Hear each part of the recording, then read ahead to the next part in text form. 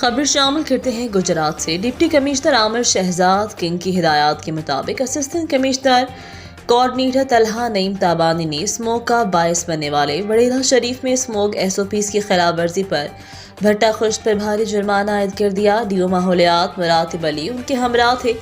Assistant commissioner کوآرڈ Talha نعیم تابانی نے کہا کہ ڈپٹی کمشنر عامر شہزاد کنگ کی سربراہی میں اسموگ کا باعث بننے والی انڈسٹریز، بھٹا خشت دھواں چھوڑنے والی گاڑیوں کے خلاف سخت کارروائی عمل میں لائی جا رہی ہے۔ زگ زیگ ٹیکنالوجی کے بغیر کسی بھٹا خشت کو کام کرنے کی اجازت نہیں۔ خلاف ورزی کرنے والے افراد کے خلاف سخت کارروائی عمل میں لائی جائے گی۔ ڈپٹی کمشنر عامر شہزاد کنگ نے ہدایت کی کہ اسسٹنٹ کمشنر اور محکمہ زراعت کے افسران فیلڈ میں موجود رہیں، فصلوں کی باقیات کو آگ لگانے اور اسموگ کا باعث بننے والی فیکٹریوں کے خلاف سخت کارروائی کی جائے۔ مزید خبروں سے باخبر رہنے کے لیے وزٹ کریں rednews.pk۔